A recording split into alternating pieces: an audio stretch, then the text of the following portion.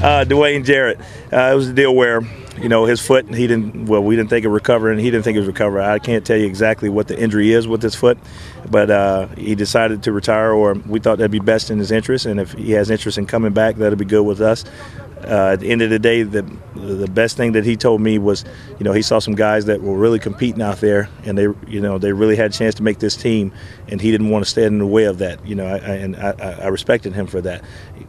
He's a very talented guy, and whatever he decides to do, I hope he's successful at it. You didn't look at it putting him on an injury roster spot or something like that? The thing about it is, like I said, he said he didn't want to hold anyone else up. And I thought that was good because it makes the decision not easier, but there was tough decisions there, and that's what camp does. It weeds it out because there'll be some other guys who deserve to play. Like he said, he's played and he's seen the highest level of it in terms of salary and a lot of different things. And there's some guys that's trying to do this to earn a living, not for fun. And I think he sees that it's a little bit more meaningful to some other guys. So I respected him for that. When a guy retires like that early in camp, though, don't you just kind of waste an investment of the scouting time you invested in the flights and stuff? Do you? No, that's football, because like I said, it's a retirement, but at the same time, the door is always open for him.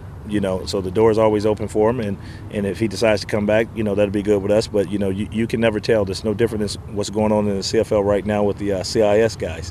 Hey, you put your time, you put it in, and they say they want to come, and they get here, and then they have to make the decision. There's things that they've been through in their life, or their life path that we just can't change or alter. So they have to make a decision, not us. Is it disappointing to see what he couldn't do because he had such high credentials? Oh, the thing about him is we know what he can do. He knows what he can do, and the thing about it is that there's a ton of guys that have a lot of athletic ability, and like I said, the biggest thing is it's not athletic ability. We're building this team off a character of a winning mentality and guys that want to work hard.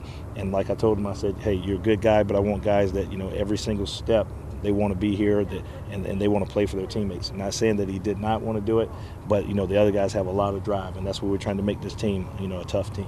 You told us at the beginning of the camp that you moved Odell. You wanted to see more of him being a professional to show that he wanted to be part of this team week in. Have you seen that? I would tell you this, Odell, there's a couple of things that he did the other day on film, and I talked to the coaches this morning, and I said the thing that's impressed me the most in this camp was, we've been doing the penalties and different things, discipline actions for him.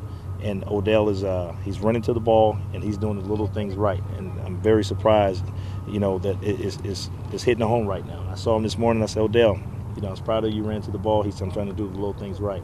So he's definitely trying to, make sure he gets his spot back and not be a distraction to the team, but be someone that we can build on. But Kenny Rowe's still above him? Kenny Rowe's above him. They were in a compete drill today, and Kenny Rowe beat Odell, so I can't give it back to Odell just yet. He has to learn how to beat out Kenny Rowe. Have you happy what you've seen from Kenny Rowe?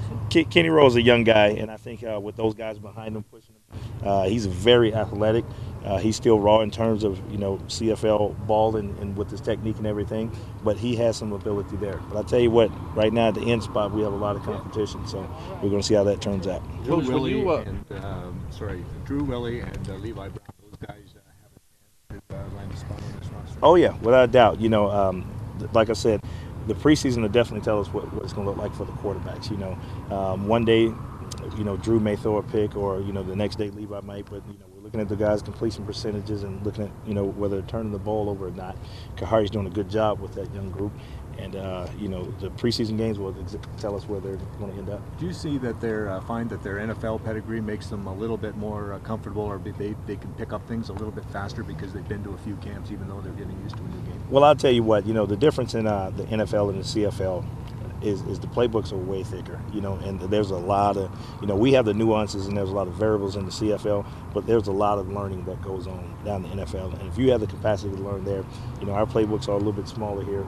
And, I think those guys, they're doing a good job in picking up what we're doing. They just have to learn the nuances of, the waggles, the time clocks, the 3-minute deals and all that. But I think they're doing a good job. They've handled it well. Coach, when it came time to fill out your assistant coach roster, what made you think about Baron Miles, and what did you think he could bring? Well, the thing about Baron Miles is if you watch Baron before games, even as a player or whatever, he was a guy that always worked. He worked on ball drills, he worked on different things. The other thing is, I think it was the combine I saw Baron, and I said, hey, if I ever got a head job, that'd be a guy I'd like to, make a DB coach. And the biggest thing I looked at was was, could he be me? I thought I was a pretty good DB coach, and I said, you know what, I think Barron can do it, and Barron is doing an excellent job with the DBs right now. When you took over this club, Corey, and you dissected last year's tapes, was there an area that you considered that needed the most work? Well, you know what? You know, we made some changes in a couple of areas. You know, there's obviously the scoring on the offense and, you know, slowing down on defense. But, you know, I think we just need a little bit of adjustment with the personnel. You know, there's some guys who had 1 or 2 years left, but we made personnel decisions to move with younger guys. But for the most part, you know, it's just setting a new attitude. That was the biggest thing. You know, what mentality did we want the team to have? And I think the guys are taking on the mentality of having a winning mentality and a tough mentality. And I'm real pleased with where we're headed right now.